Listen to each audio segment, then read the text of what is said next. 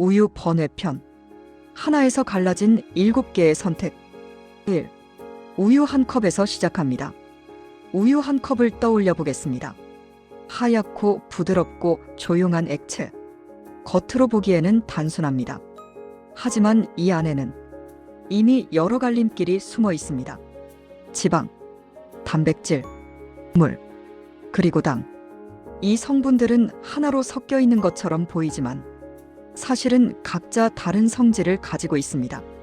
지방은 물과 완전히 섞이지 않으려 하고, 단백질은 조건이 맞으면 서로 엉기며, 당은 균을 만나면 다른 물질로 바뀝니다. 우유는 단순한 음료가 아니라 여러 가능성이 함께 들어있는 구조입니다. 우리는 그 구조를 조금씩 건드리기 시작했습니다. 흔들고, 굳히고, 균을 넣고, 물을 빼고, 그 작은 선택들이 쌓이면서 우유는 하나의 식재료가 아니라 여러 식재료의 출발점이 되었습니다.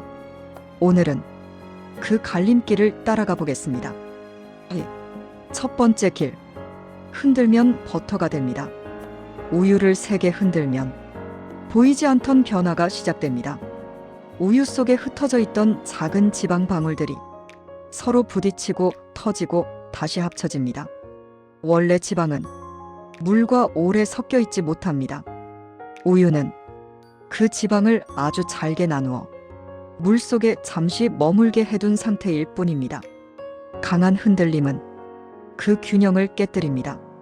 그리고 지방은 본래의 성질대로 서로를 향해 모입니다.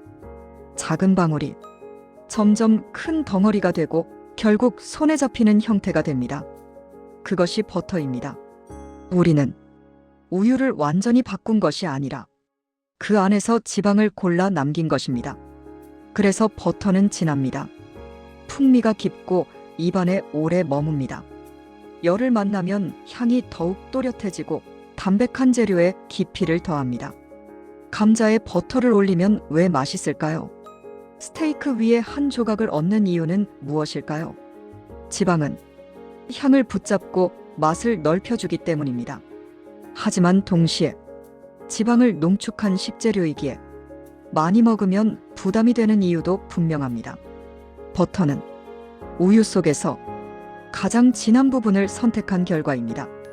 풍미를 최우선으로 둔 길입니다. 3. 두 번째 길. 굳히면 치즈가 됩니다. 이번에는 우유에 산이나 효소를 넣습니다. 잠시 후 우유는 갈라집니다. 맑은 액체와 하얀 덩어리. 우리는 보통 이 모습을 보고 상했다고 말합니다. 하지만 사실은 우유 속 단백질이 제자리를 찾은 것입니다. 우유 속 단백질은 평소에는 작은 입자로 흩어져 있습니다. 겉보기에는 완전히 녹아있는 것처럼 보이지만 실제로는 아주 작은 입자들이 물속에 떠 있는 상태입니다. 산이 들어가면 그 균형이 깨집니다.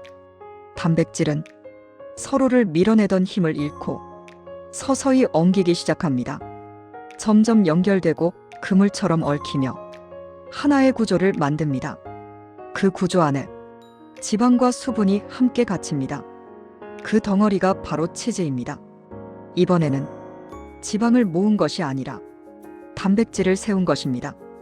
치즈는 왜 이렇게 다를까? 치즈는 여기서 끝나지 않습니다. 물을 얼마나 빼는지, 얼마나 눌러주는지, 얼마나 오래 두는지에 따라 전혀 다른 모습이 됩니다. 수분이 많으면 부드럽고 촉촉합니다. 수분을 많이 빼면 단단해집니다. 시간이 더해지면 향이 깊어집니다. 왜냐하면 숙성 과정에서 단백질과 지방이 조금씩 분해되기 때문입니다. 그래서 어떤 치즈는 순하고 어떤 치즈는 강렬합니다. 치즈는 단백질에 시간을 더한 음식입니다. 버터가 농축의 결과라면 치즈는 구조와 시간의 결과입니다. 4. 세 번째 길. 균을 넣으면 요거트가 됩니다. 이번에는 굳히지 않습니다. 우유에 유산균을 넣습니다. 이 작은 미생물은 우유 속에 녹아있는 유당을 먹습니다. 그리고 젖산을 만들어냅니다. 젖산이 늘어나면서 우유는 점점 산성을 띠게 됩니다. 이 변화는 갑작스럽지 않습니다. 천천히, 조용히 시간을 들여 일어납니다. 그래서 요거트는 강제로 굳힌 음식이 아니라 자연스럽게 변한 음식입니다. 왜 요거트는 부드럽게 걸쭉해질까? 젖산이 생기면 단백질은 살짝 응집합니다. 치즈처럼 단단히 엉기지는 않지만 서로 가볍게 붙습니다. 그래서 질감이 걸쭉해지고 부드러워집니다. 요거트는 구조를 세운 것이 아니라 성질을 바꾼 것입니다. 요거트가 가진 또 다른 의미.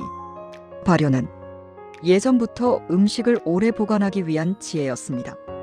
우유는 상하기 쉬운 재료입니다. 하지만 발효하면 더 오래 먹을 수 있습니다.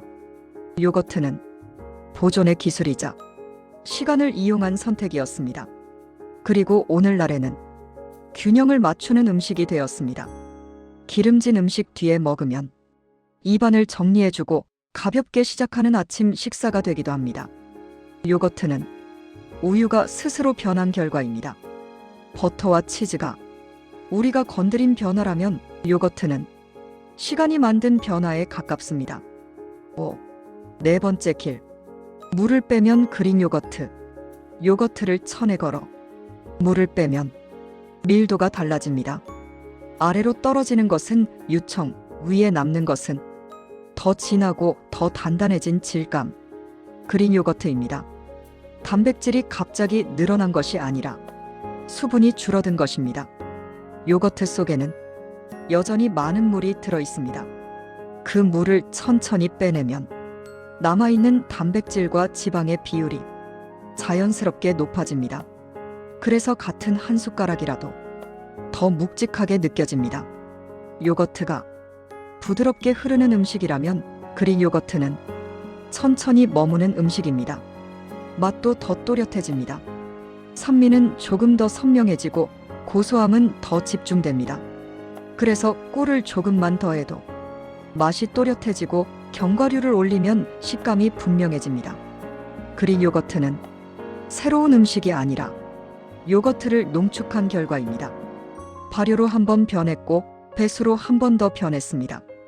같은 출발점이지만 선택이 한 번 더 더해진 길입니다. 6.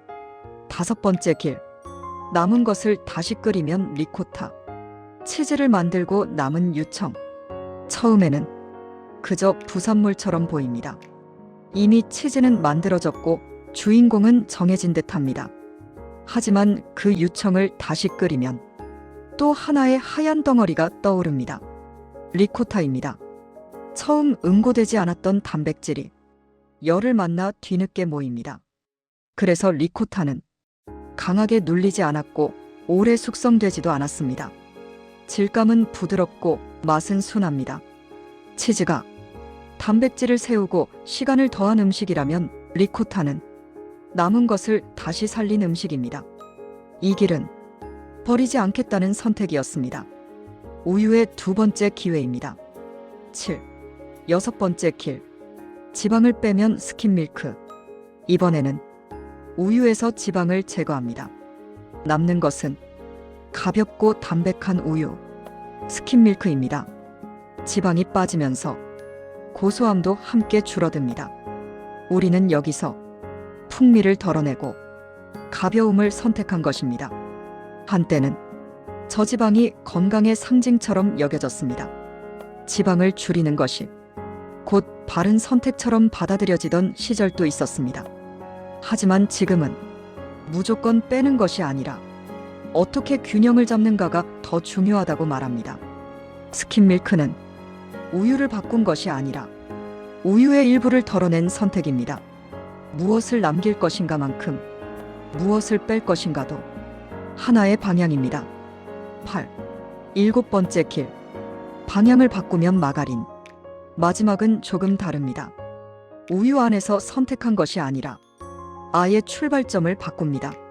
식물성 기름을 가공해 버터처럼 만든 것, 마가린입니다.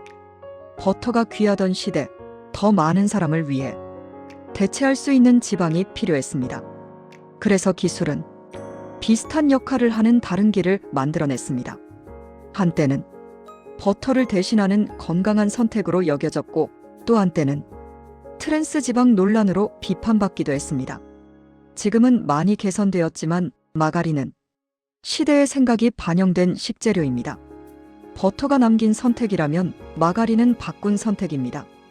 우유의 갈림길이 아니라 우유를 벗어난 길입니다. 9. 정리. 같은 우유, 다른 선택. 우유는 바뀌지 않았습니다. 바뀐 것은 우리가 무엇을 선택했는가입니다. 지방을 모으면 버터가 되고, 단백질을 세우면 치즈가 되고, 균을 넣으면 요거트가 되고, 물을 빼면 그릭 요거트가 되고, 남은 것을 살리면 리코타가 되고, 지방을 덜어내면 스kim 밀크가 되고, 출발점을 바꾸면 마가린이 됩니다. 같은 시작, 전혀 다른 결과. 우유는 하나였지만 우리가 건드린 방향은 여러 개였습니다. 그래서 식재료는 단순한 음식이 아니라 선택의 기록입니다. 무엇을 남겼는지, 무엇을 더했는지, 무엇을 덜어냈는지. 오늘 식탁 위에 놓인 한 조각은 그 선택의 흔적입니다. 하나의 재료 안에는 여러 길이 숨어 있습니다. 우리는 그중 하나를 고르고 남기고 바꾸고 덜어내며 음식을 만들어 왔습니다. 여기는 맛있는 식재료 여행입니다. 다음 재료에서 다시 만나겠습니다.